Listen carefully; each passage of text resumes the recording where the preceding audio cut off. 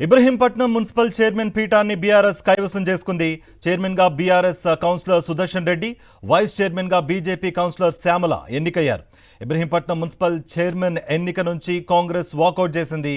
భారీ పోలీస్ బందోబస్తు మధ్య ఎన్నిక ప్రక్రియ జరిగింది.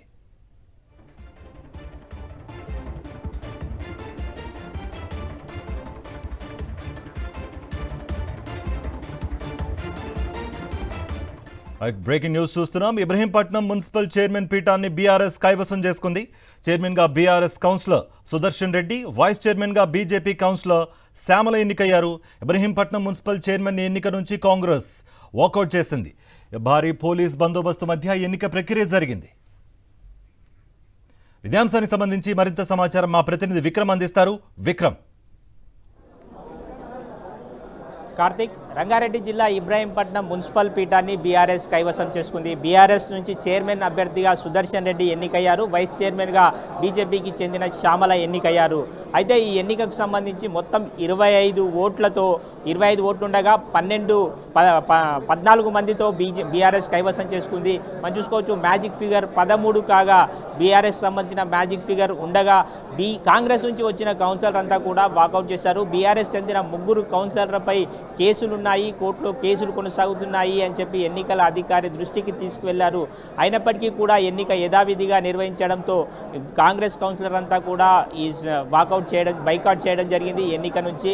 ఆ తర్వాత ఎన్నిక ప్రక్రియ సజావుగా సాగిందని చెప్పుకోవచ్చు. బీఆర్ఎస్ నుంచి సుదర్శన్ రెడ్డి ముందుగా ఊహించినట్టుగానే సుదర్శన్ రెడ్డి చైర్మన్ ఎన్నికయ్యారు. బీఆర్ఎస్ పట్టు నిలుపుకుందని చెప్పుకోవచ్చు. ఇబ్రహీంపట్నంలో ఈ ఎన్నికకు సంబంధించి ఎమ్మెల్యే మల్రెడ్డి రంగారెడ్డి కూడా హాజరయ్యారు.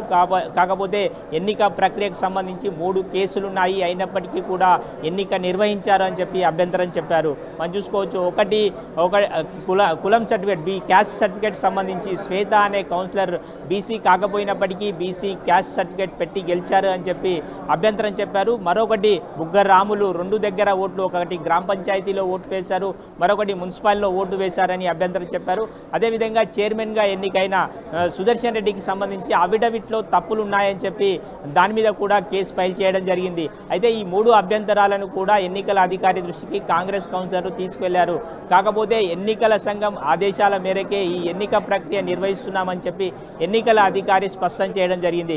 ఈ మేరకు ఎన్నిక ప్రక్రియ పూర్తయింది. ఎట్టకేలకు 2 సార్లు వాయిదా పడింది. 3వసారి ఎన్నికకు సంబంధించి పూర్తయిందని చెప్పుకోవచ్చు. కాంగ్రెస్ సభ్యులంతా కూడా వాకౌట్ చేసి వెళ్ళిపోయారు. మ్యాజిక్ ఫిగర్ 13 బీఆర్ఎస్కు ఉండడంతో బీజేపీ మద్దతు, ఒకరు ఇండిపెండెంట్ మద్దతుతో బీఆర్ఎస్ కైవసం చేసుకుంది.